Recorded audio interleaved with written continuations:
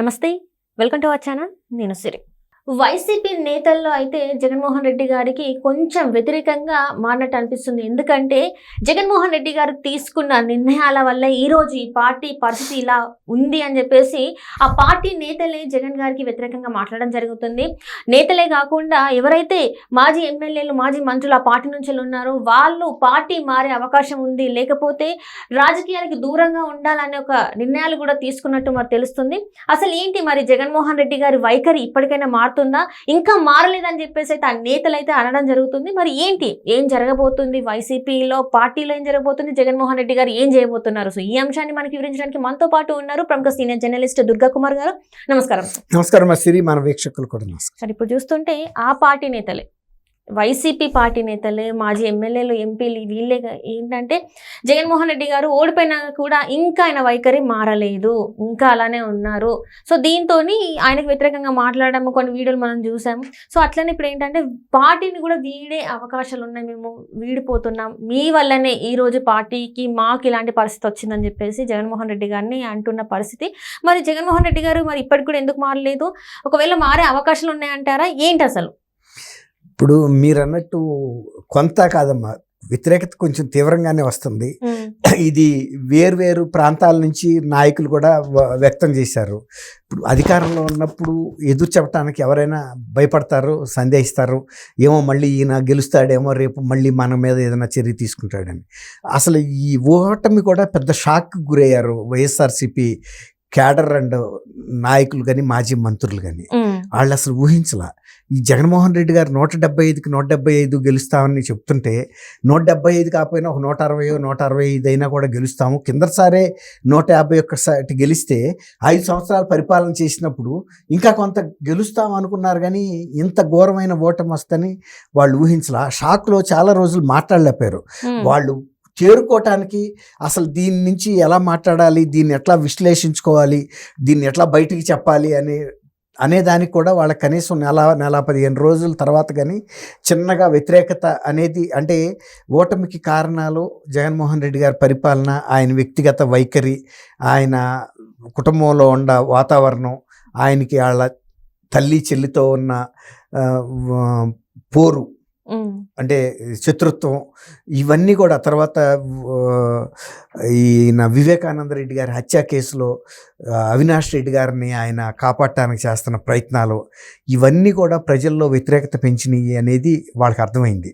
అవి కాకుండా పరిపాలనా పరంగా చీప్ లిక్కర్ అనేది ప్రజలు వాళ్ళు ఎక్కువ డబ్బులు పెట్టి వాళ్ళకి కావాల్సిన బ్రాండ్ కొనుక్కోకుండా నువ్వు ఏదో పిచ్చి బ్రాండ్ ఇస్తే అదే తాగాలనే ఒక నియంత్రిత ధోరణిలాగా అది ప్రజలు మింగలేకపోయారు.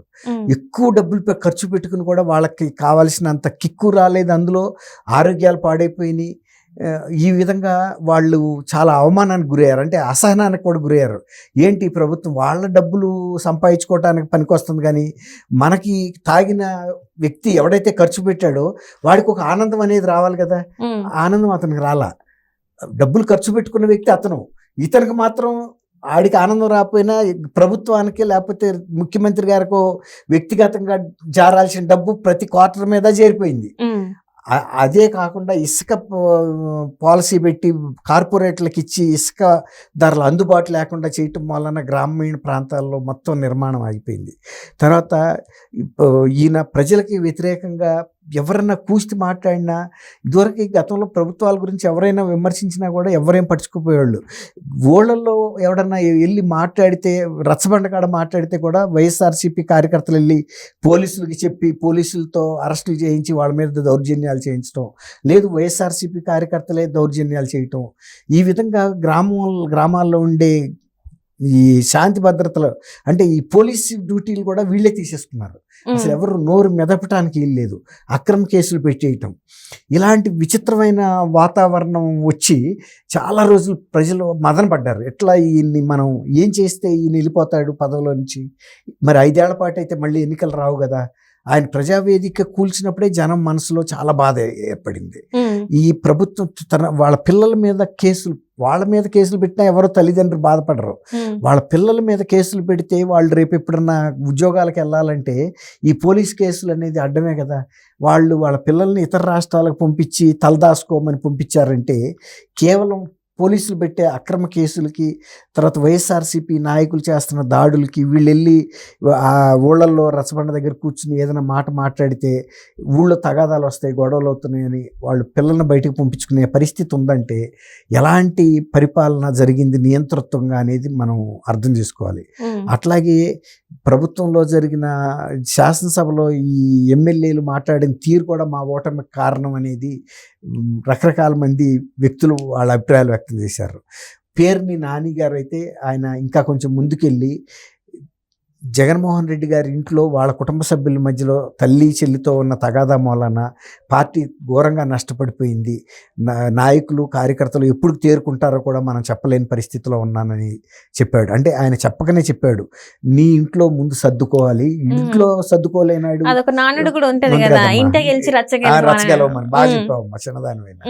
ఇప్పుడు అదే వాళ్ళు కూడా చెబుతున్నారు, నువ్వు మనం ఇంటే గెలవలేని వాళ్ళం రచ్చ ఏం గెలుస్తాము, ఫస్ట్ నీ ఇంట్లో నీ చెల్లి తల్లి నిన్ను అభిమానించట్లేదు, నువ్వు ఎంత దుర్బుద్ధి గల మనిషివో వాళ్లే గమనించారు. డబ్బు పట్ల వాళ్ళనే వేధించి అవమానించి రోడ్డును ఎక్కిస్తే నువ్వు అవ్వా తాతల్ని ఏం చూస్తావు, ఆ అక్క చెల్లెమ్మల్ని ఏం చూస్తావు, అన్నదమ్ముల్ని ఏం చూస్తావు అనే ఒక ఇది ప్రజల్లోకి వచ్చేసింది.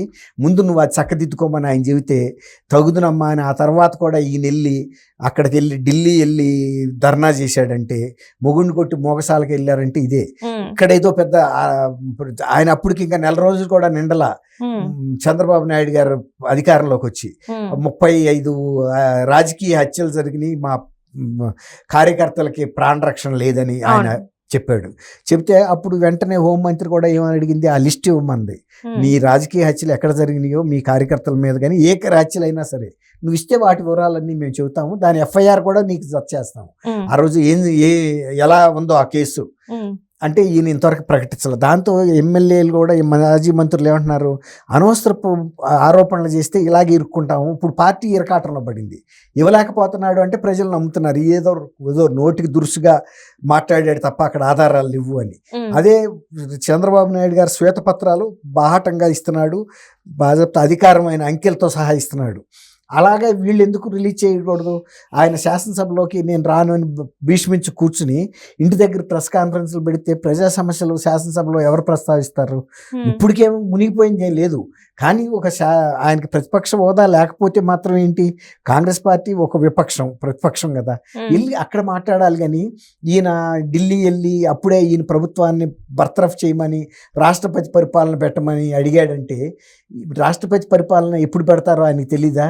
ఎప్పుడైనా శాంతి భద్రతలు విఫలం అవ్వాలి, ఆర్థికంగా దివాళా కోరితనం రావాలి, లేకపోతే ఇంకా ఏమైనా తీవ్రమైన విఫలం జరగాలి ప్రభుత్వంలో.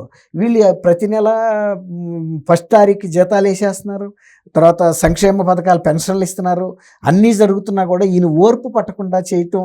ఆయన కేతిరెడ్డి వెంకటరామరెడ్డి కూడా చెప్పాడు, ఈ ప్రభుత్వానికి ఖచ్చితంగా 6 నెలలు టైం ఇవ్వాలి, ఇచ్చిన తర్వాత సంవత్సరమైన ఇచ్చి అప్పుడు విమర్శిస్తే విలువ ఉంటుంది, కానీ ఏది జరగకముందే ముందే కనుక వెళ్తే అని ఆయన పరోక్షంగా అన్ని రకాలైన ప్రభుత్వ వైఫల్యాలను ఎక్కడో పెట్టాడు. ఈవెన్ పేరు నాని గారు కూడా సీఎంఓ ఎమ్మెల్యే ఫ్రెండ్లీ అంటే ఎమ్మెల్యేస్ని ఖాతరు చేయలేదని చెప్పాడు. అక్కడ రాజానగరం ఎమ్మెల్యే రాజా కూడా అదే చెప్పాడు.